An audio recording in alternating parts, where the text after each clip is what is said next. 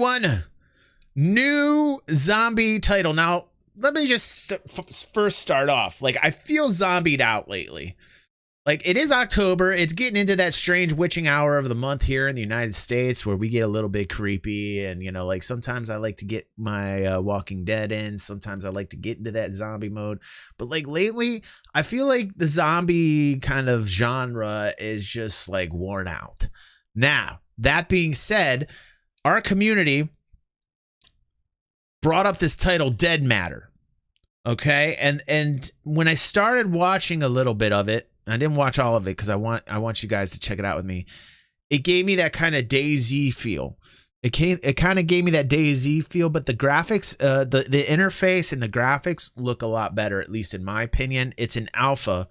And here's a video of a guy talking about 20 exciting features. We'll skip around on this video to look at some of these features. But it looks as if there's quite a few. They've got VoIP, they got weather systems, character customization, looting inventory. They've got quarantine zones, medical systems.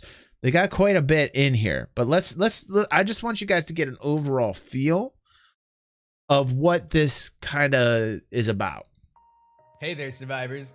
My name's L4D and welcome to a Dead Matter video. We have about a month until closed alpha. Hold on, let me get why is the quality so low on this? Hold on a second. There we go. And I've gone through every dev blog and every dev vlog to gather as much information as possible to tell you guys what I'm excited for and what to expect from the closed alpha. All right, let's get past this guy talking here. Another simple yet huge deal to the game is the weather system. With the way that the devs have made the skybox and dynamic lighting and global illumination, ambient occlusion, and dynamic weather, it's going to bring a whole new level of immersion to the game. They've implemented a cheap global illumination to help simulate the way light bounces. Not only does it make the world look great, but it also makes the inside of buildings look way more realistic. There's also a dynamic lighting where depending on where the moon is set, it will give different shades of darkness. Full moons will be bright, but most nights will not. The dynamic weather is also what I'm excited for. Not only will there be sunny days and rainy days, but there will also be snowy days. They even showed how snow is going to actually work in the game. Well, that's cool. It's still a work in progress, so you can expect it to improve by alpha and by full release. Now this may seem dumb because most survival games have it, but I'm really excited for VoIP. Dead Matter is going to be doing this a little differently. They're going to be simulating the location you're at, so if you're indoors, more and more games are doing this, and I think it's a good idea, where they're putting VoIP into the game, voice over internet protocol, and what that does is basically like from your position as your character in the game, your voice can be heard based upon distance to the next character or the next player. And I think that you're going to see a lot more use of this in most any title like coming out after 2020. You're just going to see a lot of games introduce this feature that are multiplayer games. your voice will sound completely different than if you were in a big open warehouse where there's a lot of reverb. The effect will change in real time. Right, and that's a good Joel, thing. Tell me a bit more about your mind. Like, what can you do in it? I haven't seen this, so... Next up, we got the looting and inventory systems. And ooh-wee! Do I love looking at inventory screens? No, I really do. I love killing someone and then taking a couple minutes to take their loot. But seriously, guys, yeah, Tarkov DayZ kind of. We have some DayZ and PUBG type of vibes with our boy in the middle of the screen. Then we get some Escape from Tarkov vibes with slots actually being simulated in the inventory. We then have our equipment on the left side where you can drag certain items to those slots to wear them. And also note, guys, there are 5 Yeah, right, slots. OG? I mean, this looks pretty good. I mean, the graphical interface, like as far as like the looks of the graphics look a lot smoother than like a DayZ. Looks a lot smoother. Like if you watch more videos on this title, it definitely has a good feel to it graphics wise. Another cool feature is that you can take items and put them inside of items. And what do I mean by that exactly? I mean that if you let's say you have a cooking pot, right? You can actually store items in there that would fit in there. So you could put maybe some cereal, maybe some chocolate, maybe a handgun if it fits. Cool. We then have some more Tarkov vibes with the tool belt. This behaves like a gamma container. Once you find these certain items in game, they won't be lost upon death, unless you're playing on a hardcore server. But here you can store all the keys and key cards you find. You can put your map, your GPS, binoculars, radios, lighters, and cash there as well. This is great because it sucks when you're looting for an hour or two and die and feeling like all of that was for nothing. The interaction systems. This is going to be the thing that separates this game from other survival games, the way you interact with the world. Your garage is dark? We'll plug in some lights into a power outlet. You don't want your enemies knowing you're home? Turn off the lights and cover up those windows. There are curtains that you can move to block outside vision. You can shoot out lights. You can shoot cars' tires out and open doors for cover. There are even levers that affect pump systems in the mine. You can even add a carriage to your truck when you're going on the road. There are elevators that can be used as long as it has power. You can open up your car doors while you're driving and shoot from the inside of your car. You can open up little cabinets within houses to search for other goods. There are keys and key cards that get you into high-tier loot locations, I like that, but at a risk. As you can see, the alarm goes off in the police station that draws zombies towards you. If someone is in a store, you can pull the fire alarm to get zombies to go to that location and attack them. What is even more awesome is that the devs have been taking optimizations and networking in mind while building these mechanics. There's ladders to get to out-of-reach places, as well as pick-lock locks and even hot-wire cars. It's super crazy, but I can't wait to see what other interactive systems are going to be implemented down the line. Next, we got procedural bunkers. This is going to create a new dynamic for the way we loot. There may not be a best way to loot so-and-so bunker, because on every server you go on, the underground bunkers will be completely different because they are seed-based. This is going to keep the game fresh when trying to find loot, instead of going to the same bunker on every server because it spawns the best loot. It's going to be a little different. I mean, kills being tracked on legendary. Looks-wise, they're all going to look the same. This is something I've never seen in a video game before, and this actually excites me and gives weapons an actual visual of why the gun is so legendary.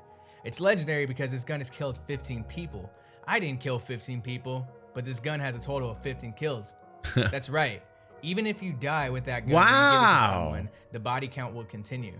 It would be kind of cool if you can scratch out all the existing kills so you can track only the kills that you've got. That's different. Quarantine zones. So correct me if I'm wrong, but these quarantine zones are going to be dynamic, where certain locations will become a quarantine zone over time. And somebody see if there's an answer to this very important question OG just put down here. God bless you. This is the hardcore mentality of my viewers. You understand? You understand? OG's asking important questions right now, everyone. Ucha says he thinks that's an aspect. There better be. There better be. Don't you go Care Bear on a fucking zombie title. There better be some goddamn PvP on this. I want this lawless. I want this completely free and open. Goddamn right, OG. And it requires certain gear to get into and to survive, but it also rewards you with special necessities and loot. Also, visually, it looks amazing. Carrying down players or players in a ragdoll state. Now this caught me by surprise, let me just tell you that. If you have a down teammate or there's a zombie on the ground and you just want to pick them up, you can do just that. You can carry a homie to safety, or you can show your bros what you just killed. But what's even more cool is the fact that you can manually put yourself in this ragdoll state, which amazes me because this opens up different playstyles. Like, let's say you're running towards a house to loot, right? And there's a two-man just watching you. They tried sniping you and they missed, but you made yourself look like you died. Yourself in that ragdoll state. Nice. And then they walk up to your body and boom, you just killed 2 players by playing. Nice. Or let's say you broke your legs from taking a big fall, and there's a horde of zombies coming your way. Your buddy can then pick you up and take you to safety. And if he has a sidearm, he can use that to fight off the zombies while taking you to safety. But keep in mind that you can't reload while carrying your teammates, so plan accordingly. Medical system. In the most recent dev blog, they revealed the overhauled medical system that shows details on how your character is feeling. It shows if you have burnt arms, gashed head, embedded bullets, embedded shrapnel, etc.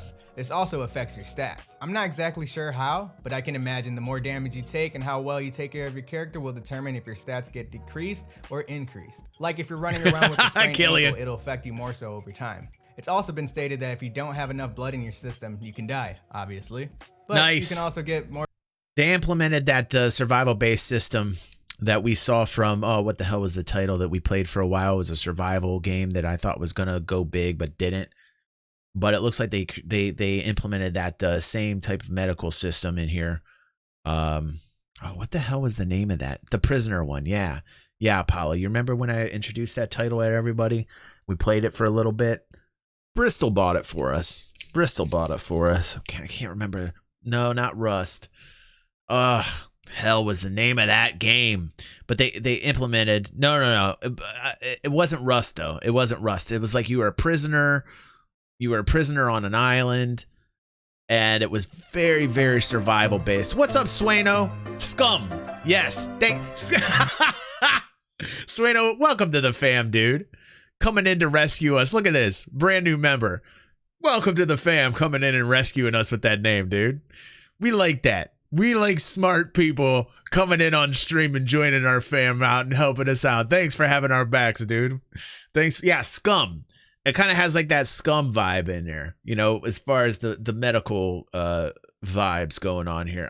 I'm liking it. I'm actually liking it. I just lately, I don't know, man. I think it's just because I was so into the zombie genre for years that like it's really hard for me to get excited about like zombie based titles, but I do like open environments. I do like MMO style kind of PvP.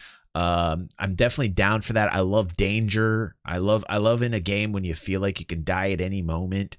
I welcome it. I love that type of gameplay. So, you know, in terms of the survival based mechanics, in terms of what I'm seeing here, that does excite me. In terms of realism, I really like games that back like a realist approach. So that's funny, Swano. More blood for yourself, but it's just not that easy. You need to make sure you have the same blood type as the blood bag that you're trying to infuse yourself with. And to do this, they have a blood testing kit. They've also implemented a bunch of medical items like the EpiPen, morphine injector, and stated previously, blood bags. There's also a heap of conditions that have been implemented, such as sprained ankles, leg fractures, infections, food poisoning, pain, broken ribs, hypothermia, hyperthermia. Well, obviously not, unless COVID changes us into zombies. You don't know yet, Calvin. You don't know yet, dude. You know, give it another year. Just watch what happens to us. We're gonna look back 10 years and we're gonna be like, man, we didn't realize COVID turned us into zombies, but now we do, man. You know, it's a slow virus. Just teasing. Dev says, do I have to go to medical school to play this? Embedded bullets, embedded shrapnel, bleeding, anaphylaxis, burnt arms and legs, and I'm sure there's gonna be more. And if I'm missing any, guys, please let me know in the comments below. Lore being spread out through the map. Now they're taking a similar approach to the Forest when it comes to lore. In Dead Matter, you'll sprawl throughout the map, finding little clues and things that led to the events before the outbreak. They showed an example of walking up to a mailbox and taking out a newspaper and reading. Here's another piece of lore that they shared via Twitter. Not only will this give players something to do, but also gives life to the world itself, like you're actually in a zombie apocalypse. Housing fortification. So this is probably an unpopular opinion, but I don't really care that base building is not in this game. Not saying I don't like it, because I do enjoy having my own base and raiding other bases and shit, but it kind of detracts the immersion, for me at least. But in Dead Matter, you can only reinforce existing houses. And by doing this, you can put up newspapers or curtains to stop outside visibility, and I'm sure you can board up your windows so no one can be able to break in. Cool. You can find a house in a little trailer park, or you can find a home in the heart of the city, but you're gonna be able to make that base your home. That's cool. Zombie AI and idle animations. So the zombie animations can look a little weird, but they are work in progress. But that doesn't change that's the fact very of how basic excited though. I am for the AI. Gunslinger has been working hard on making sure that zombies are as high of a threat as possible. These aren't going to be your regular zombies that will stop running at you if you're on a car. They will climb on the car and go through every measure to eat you alive. Trying to run inside a building to hide? Guess again. The zombies will climb through the windows and break through the door and chase you down. A horde will not chase you in a straight line. They're smart and will try to surround you so you don't have a place to go.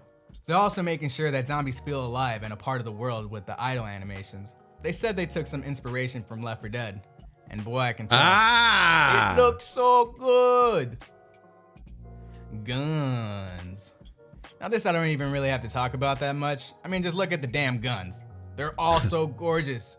They are. Legendary weapons, basic civilian weapons, and military grade weapons. And on top of all that, all the animations are procedural. So you can reload, you can check your magazine, all while aiming down sight. The animations also look absolutely fantastic, and I can't wait to get my hands on the gunplay. Right after that, we got melee weapons. Finally.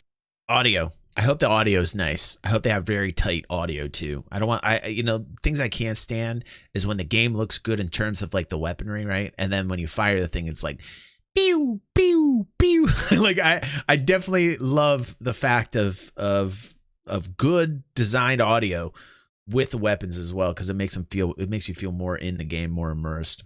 We have animations that look hard punching and fucking gorgeous. What's even better is the way that they are handling the weapon animations. They said they took inspiration from Left 4 Dead 2's melee system, where it tracks a certain amount of points where the object hits.